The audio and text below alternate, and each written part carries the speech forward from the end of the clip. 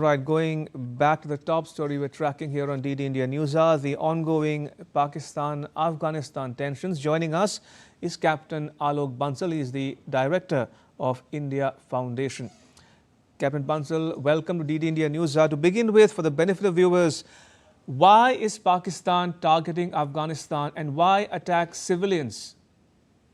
See, Pakistan is targeting Afghanistan because Pakistan is not able to tackle the terror attacks that are taking place inside it, which are primarily a result of policies followed by successive Pakistani administration, which have helped radicalize the population and has nurtured various radical outfits as vestigial organs of state policy. In fact, they were the arms of the state, and these organizations in due course have turned against them.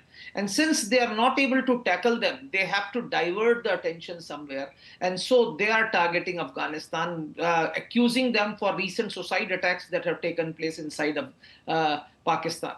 And since they do not have proper intelligence or information, the attacks have invariably targeted civilian population. There is a madrasa which has been targeted. Women and children have been killed.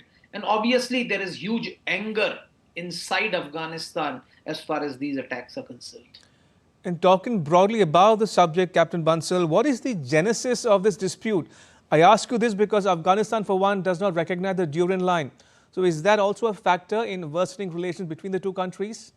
So that aggravates the problem because Afghanistan doesn't like Duran line. It doesn't want any fences across the Afghan-Pakistan border. No Afghan government has actually sanctified Duran line.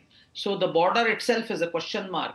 But the present conflagration actually lies, the genesis of present conflagration is within the Pakistan's government policies. There has been an upsurge of attacks on Pakistani government forces, both in Balochistan as well as in Khyber Pakhtunkhwa. And Pakistan often accuses Afghan Taliban government of sheltering both the TTP, with which it is ideologically aligned, as well as Baloch liberation fighters who have probably taken shelters. So that is the accusation from Pakistan, and consequently, when they cannot deal with them on their own soils, they start targeting Afghans to divert the attention from their failures. Again, for the benefit of viewers joining us from around the world, Captain Bansal, how would you describe Pakistan-Taliban relations as they exist today?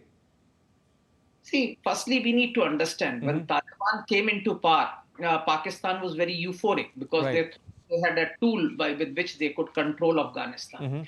And the Pakistan state policy for decades has been to have an administration in Kabul which they could control. Unfortunately, they have never been able to do so. The so-called strategic depth which Pakistan has been seeking in Afghanistan has never come true.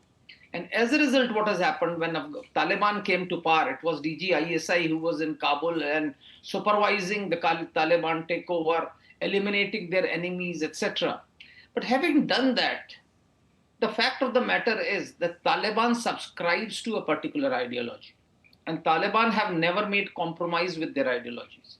So any outfit which believes in their ideology has never been compromised by them. And Tehreek-e-Taliban Pakistan, in any case, believes in Amirul Muminin. They consider Amirul Muminin as the supreme leader. And as a result, Pakistan has seen that the TTP fighters who fought along with Taliban in Afghanistan after Afghanistan was won have returned back to Pakistan.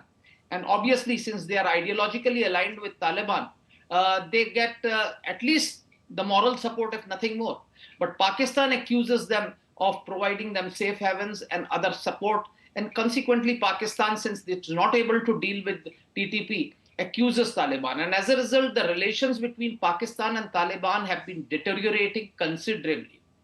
Taliban's, Afghanistan's, most of the trade used to go through Pakistan, but that has gradually come down. In fact, now more and more goods to Afghanistan are going from Iran and other borders, whereas the trade that passes through Pakistan has been reducing. And taking a New Delhi-centric perspective on the developments, Captain Bansal, what are India's stakes really in regional security in that region?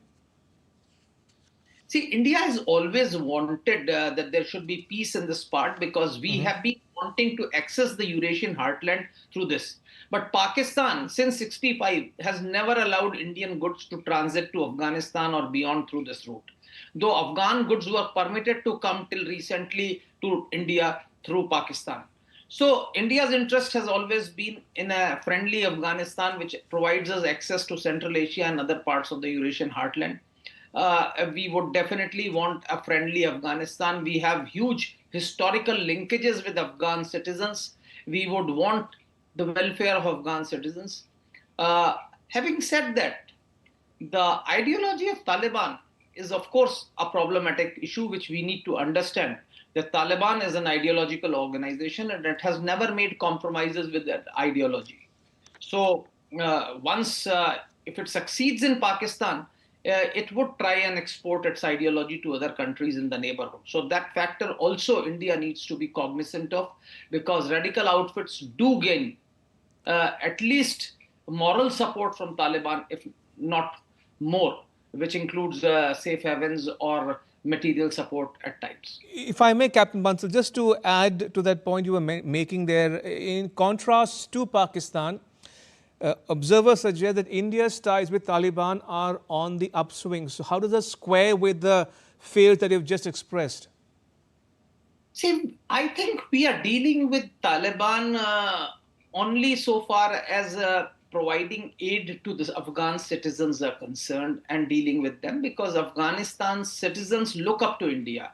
India has one of the most favorable ratings as far as Afghan citizens are concerned, and they are going through hell. So I think India has to provide them sustenance and support, and this can only be provided through the regime in power, which is Taliban. So India has a working relationship with Taliban. We have not recognized the government. We have a decent functioning working relations.